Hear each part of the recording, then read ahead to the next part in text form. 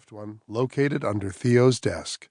Each afternoon, in anticipation of his best friend returning from school, Judge went to Theo's office and waited.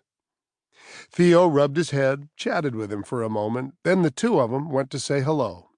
Vince, the paralegal, had left for the day, and his door was closed.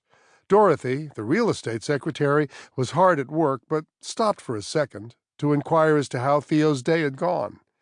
The door to his mother's large office was closed, a clear indication that she was meeting with a client. She was a divorce lawyer. Most of her clients were women, and when they met behind closed doors, things were usually tense. Theo did not even think about knocking. He had no plans to be a divorce lawyer. At the age of 13, he had already decided that he would become either a great courtroom lawyer, the best in the state with big, important trials, or a great judge who presided over those trials and was known for his wisdom and fairness.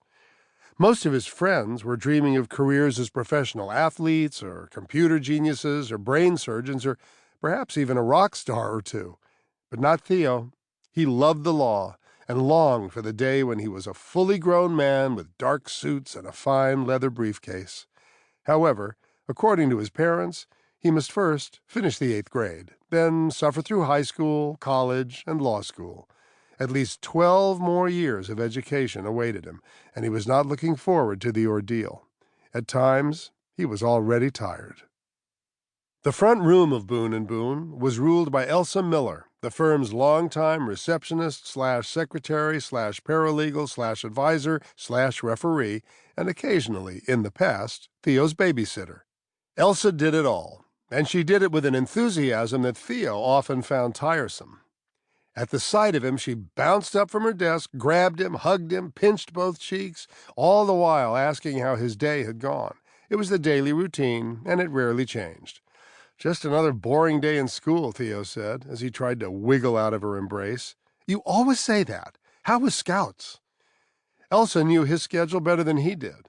If he had an appointment with the doctor or dentist, Elsa had it marked on her calendar. A science project due? Elsa reminded him. A scouting trip to the lake? Elsa was on it. She looked him up and down to make sure his shirt matched his pants, another irksome habit, and said, "Your mother is with a client, but your father's free right now." His father was always free, and alone. Woods Boone was a real estate lawyer who smoked a pipe, and because of the smoke, no one else in the firm ventured upstairs near his office. "Better hop on your homework," Elsa said, as she retreated to her desk. Every school day of his life, at least 3 people, his parents and Elsa, reminded him to do his homework. And the irritating part of it was that Theo always did his homework. No one had to remind him. Not once in his student life had he failed to do his homework, yet he was constantly being reminded to get it done. At times, he wanted to snap at them, all 3 of them, but that would cause more trouble than it was worth, and it wouldn't help matters.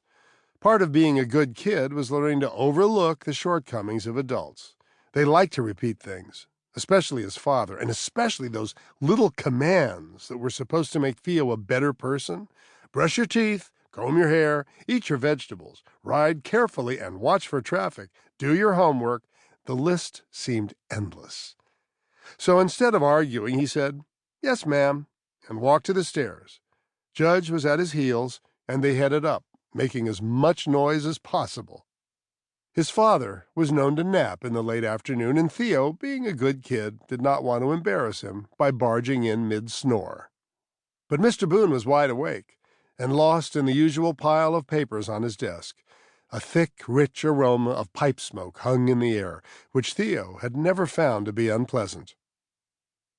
"Well, hello, Theo," his father said, looking up as if surprised. The same greeting virtually every afternoon. "Hey, Pop," Theo said, as he fell into a soft leather chair across the desk. "Are you busy?" "Busy?" Mr. Boone repeated, as he waved his arms at the mountain of paperwork, as if he had far too many clients. "Never too busy for you. How was school?" "Boring, as always, but Scouts was fun. We're headed to the lake in 2 weeks." "I know. The major invited me to tag along, but not this time." They'd had this conversation at least 3 times already. "Dad, I'm worried about something." "Let's hear."